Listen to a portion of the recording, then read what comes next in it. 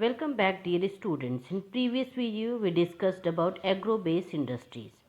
Now let's talk about some of the mineral-based industries. Here are few examples of mineral-based industries: iron and steel industry, aluminium smelting, chemical industries, fertilizer industries, cement industries, automobile industries, information technology and electronic industry. First of all, we'll talk about iron and steel industry. So let's talk about iron and steel industry. Iron and steel industry is called as basic industry because it provides raw material to many other industries such as machines and tools, transport equipment, construction material, etc. It is also called as heavy industry because raw materials like iron, ore, coal, limestone are bulky in nature. Most of the steel plants are located in Chota Nagpur region. Today, steel industry in India are facing many problems such as high cost of production, limited availability of cooking, coking coal, low productivity of labor, irregular supply of energy, raw materials are found only in a certain pocket of India. Poor infrastructure like transport and communication are some of the other problems. Next mineral based industry is aluminium smelting industry.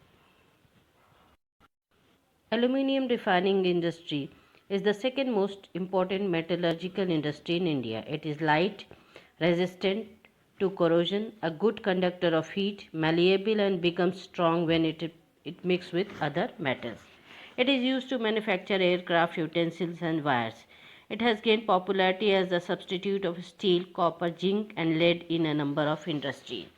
Aluminium smelting plant in the industry is located in the country are Orissa, West Bengal, Kerala, UP, Chhattisgarh, Maharashtra, West Bengal, Kerala, UP, Chhattisgarh, Maharashtra and Tamil Nadu in 2008-9. India produced over 15.29 lakh million tons of aluminium. Bauxite, the raw material used in the smelters, is a very bulky, dark reddish colored rock. Regular supply of electricity and assured source of raw material at minimum cost are the two prime factors for location of the industry. Next mineral based industry is chemical industry. The chemical industry in India is fast growing and diversifying. It contributes approximately 3% of GDP. It is the third largest in Asia and occupies the 12th place in the world in terms of its size. It comprises both large and small scale manufacturing units. The chemical industry is its own largest consumer because basic chemical undergo processing to further produce other chemicals that are used for industrial application, agriculture or directly for consumer markets. There are two types of chemicals: organic and inorganic chemicals. Organic chemicals are included petrochemicals, which are used for manufacturing of synthetic fiber, synthetic rubber, plastic, dye, stuffs, drugs and pharmaceutical. Organic chemical plants are located near oil refineries or petrochemical plants. Inorganic chemicals include sulfuric acid used to manufacture fertilizers, synthetic fiber, plastic, adhesive, paints, dyes, stuffs, nitric acid, alkalis, soda ash used to make glass, soaps and detergent, paper and caustic soda. These industries are widely spread over the country. Now let's talk about few points regarding fertilizer industry. The first fertilizer plant in India was set up at Ranipat in Tamil Nadu in 1906. The fertilizer industry is centered around the production of nitrogenous fertilizers. At present, there are 10 public sector undertakings and one in cooperative sector at Hazira in Gujarat under the Fertilizer Corporation of India. Gujarat, Tamil Nadu, Uttar Pradesh, Punjab and Kerala produce more than half of the total fertilizer production in India. Andhra Pradesh and Karnataka are other important producers. Because of the easy availability of natural gas, the fertilizer industry is widely spread in the country. Production: India produces about 1 million tons of nitrogenous, 4 million tons of phosphatic and 1.7 million tons of potassic fertilizers. The country is required to import potassium from abroad. Now let's talk about very prominent industry related to mineral, that is cement industry. Cement is essential for construction activities such as building houses, factories, bridges, roads, airports, dams, and for other commercial establishments.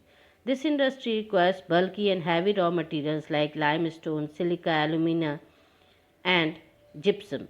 Coal and electric power are needed apart from rail transportation. The first cement plant was set up in Chennai in 1904.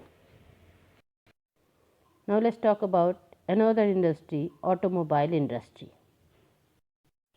Automobiles provide vehicle for quick transport of goods, services and passengers. Trucks, buses, cars, motorcycles, scooters, three-wheelers and multi-utility vehicles are manufactured in India at various centers. The industry is located around Delhi, Gurgaon, Mumbai, Pune, Chennai, Kolkata, Lucknow, Indore, Hyderabad, Jamshedpur and Bangalore. Now let's talk about information technology and electronic industry.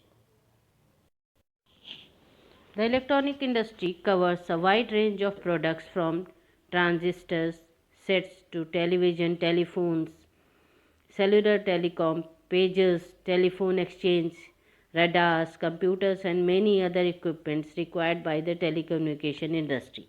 Bangalore has emerged as the electronic capital of India. Other important centers for electronic goods are Mumbai, Delhi, Hyderabad, Pune, Chennai, Kolkata, Lucknow, and Coimbatore.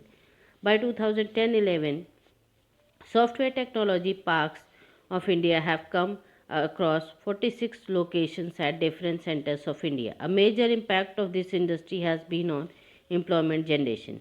It is encouraging to know that 30% of the people employed in this sector are women. Now let's talk about major global problem, industrial pollution and environment degradation. First is air pollution. Air pollution is caused by the emission of CO2, carbon monoxide, sulfur dioxide, etc. Chimneys of the industries produce heat leading to global warming and greenhouse effect. Use of CFC, chlorofluorocarbon, is in various industrial products deplete ozone layer which filters ultraviolet rays of the sun. Air pollution affects the human health of humans, animals and plants alike, and another causes damage to buildings. Water pollution. Dumping of organic and inorganic industrial waste into water bodies pollute the water. Water pollution is also caused by the discharge of the untreated chemical waste like dyes, detergent, acids, heavy metals like lead and mercury, plastic, fertilizers, etc. Industries which produce paper, pulp, chemical, leather, acids, dyes, fertilizers, etc. generate lots of toxic waste which kills the aquatic life. Another problem is thermal pollution.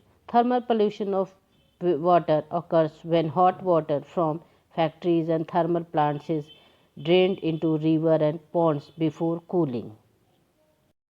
Noise pollution. High intensity sound generated by running machines, siren, drilling, fans, etc. lead to noise pollution. It causes irritation, hearing impairment, heart attack, etc. among the nearby people.